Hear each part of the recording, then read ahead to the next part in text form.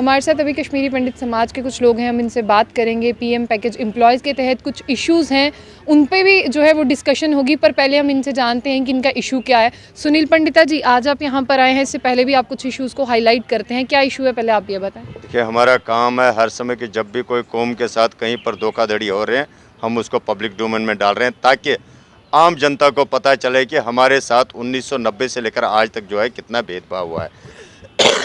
Simple सी बात है, सरदार मनमोहन सिंह साहब ने जो हमें एक पैकेज दी थी कश्मीरी पंडितों को, एम्प्लॉयमेंट पैकेज, जिसको जो है एक सर्वाइवल के लिए दिया था, जो कि एक कश्मीर का जो माहौल जो बिगड़ा हुआ था सन 1990 से लेकर 2010 तक 2008 तक, उसको जो है हम लोगों ने एज ए सिविल सोसाइटी भी हमने भी जो है कोशिश की थी कि जो दूरियां हैं वहाँ पर आपस में एक हिंदू और मुसलमान की, उसको हम जो है आपस में कंपेयर करके जो है नज़दीक लाए हैं। लेकिन हमारे नेता लोग जो है सन 1990 से लेकर आज तक जो है ऐसी पॉलिसियाँ करते रहे कि जिससे जो है इन्होंने अपने आप को तो बचा के रखा लेकिन पब्लिक को लड़वा दिया बीच में। एक मतलब सिंपल सी बात है, एक आम नागरिक जो कश्मीरी पंडित है जो इस समय पीएम पैकेज के साथ है कश्मीर में, उसको कोई मतलब परमिशन नहीं है कि वो यहाँ पर जम्मू में आ सकता है या अपने परिवार के साथ रह सकते हैं। लेकिन जो नेताओं के लोग हैं, जैसे हमारे एक कश्मीरी पंडित, एक जो अपने आप को कहते हैं कि हम नेता है अश्विनी चंगू जी, कि जो पहले पन्नू कश्मीर थे, जबकि वो पन्नू कश्मीर के भी सगे नहीं हुए, इस कौम के भी सगे नहीं हुए, लेकिन ऊपर पता नहीं जो मंत्रालय में क्या क्या जो उल्टे सीधे बोलते हैं कि जिससे वो अपना वो जो टोलू सीधा करते हैं। लेकिन आज जो हुआ है कि मतलब उन्होंने अपने बच्चे को, अपने भाई को, अपने भतीजे को उन्होंने कश्मीर से जो ट्रांसफ़र करवा दिया। लेकिन जो आम नागरिक है, हमारा क्वेश्चन है, जो आम नागरिक है कश्मीर में, जो आम नागरिक है, जबकि भारत सरकार ने बोला था उनको अकोमोडेट करेंगे, लेकिन वो बेचारे आज भी जो वहाँ पर उन्हीं मुसलमान भाइयों के घर पर रहते हैं जिन मुसलमान भाइयों के खिलाफ अश्विनी चंगू जैसे लोग जो है बड़े बड़े डिबेटों में कहते हैं कि वो पाकिस्तानी है, वो देशद्रोही है। मुझे लगता है इससे बड़ा देशद्रोही तो कोई नहीं है जो एक दो संविधाओं को जो है कि आपस में तोड़ना चाहते हैं, जो एक भाईचारे के कल्चर को तोड़ना चाहते हैं। मुझे लगता है उससे बड़ा देशद्रोही कोई नहीं है। सिंपल सी बात है कि अगर उनके लिए एप्लीकेबल है ट्रांसफ़र तो हमारे बाकी बच्चों के लिए नहीं, क्यों नहीं है? अगर उनके लिए है तो बाकी बच्चों को भी जो है फिर लाना चाहिए। लेकिन मैं उस चीज़ का साथ नहीं दूंगा, क्योंकि हमारी मातृ जन्मभूमि कश्मीर है, हम कश्मीर में जीना चाहते हैं, मरना चाहते हैं। लेकिन इन नेताओं को मुझे लगता है इनके ऊपर जो है ना कोई एक्शन कमेटी बैठनी चाहिए। इनको एक तो जो जितनी इन्होंने सर्विस की है, एक तो वो तनख्वाह रिफंड होना चाहिए गवर्नमेंट को, दूसरा इन पर जो है देशद्रोही का एक्ट लगना चाहिए। जिस पार्टी के ये लीडर हैं, अगर उस पार्टी का आप पिछला इतिहास देखें तो वो हिंदू मुस्लिम के नाम पर ही जो है वो वोट बटोरती है। सारी बात तो वही है, इसी चीज़ से तो इन लोगों को डर लगता है।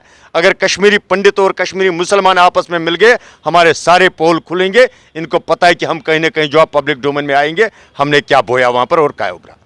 बहुत खूबसूरत बात कही आपने कि जो भाईचारा है वो आज भी कायम है। भाईचारा जो नहीं रहने दे रहे हैं वो कुछ पॉलिटिकल लीडर्स हैं जिनको वोट चाहिए।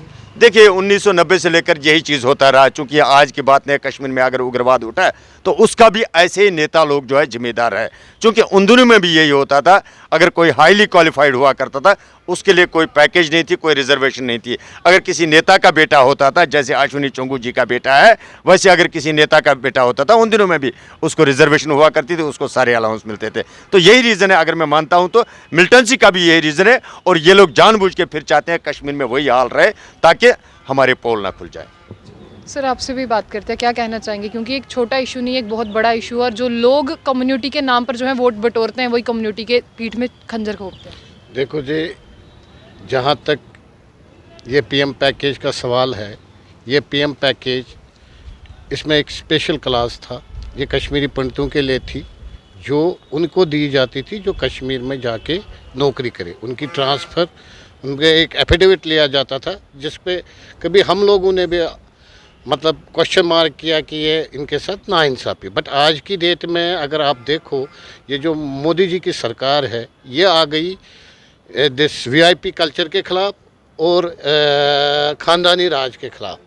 अब इनको ही देखना चाहिए। मैं एलजी साहब से रिक्वेस्ट करता हूँ, उनको देखना चाहिए कि हमारे जो 4000-5000 बच्चे वहाँ पे हैं, उनको वही सड़ना है, उनको ट्रांसफ़र नहीं हो रही है। ये जो कुछ लोग हैं, ये वीआईपी कल्चर अपना इन्फ्लुएंस यूज़ करते हैं, जो अपने बच्चों को 6 महीने पहले नौकरी पे लगा देते हैं और 6 महीने के बाद तो उनको वहाँ से जो भी एक्सक्यूज़ दे के ट्रांसफ़र करवा देते। तो ये नाइंसाफ़ी है मेरे बाकी बच्चों के साथ। सर जिस तरह से बाकी बच्चों की अगर बात करते हैं, दरअसल उनके साथ जो है साफ तौर पर दिख रहा है कि नाइंसाफ़ी है, इससे जो है एक मैसेज भी गलत जा रहा है। और आप क्या कहना चाहेंगे कि इस पे क्रॉस चेक जो है वो किस तरह से किया जाए?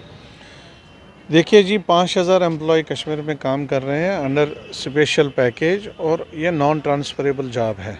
एक अप्रोच लगा के, अपनी एक नेतागिरी का अप्रोच लगा के अपने बच्चे को ट्रांसफ़र करना और भाई के बच्चे को भी ट्रांसफ़र करवा देना, ये ऊपर का अप्रोच लगा के एक ब्यूरोक्रेट से अपनी प्रेजेंटेशन फॉरवर्ड करवाना।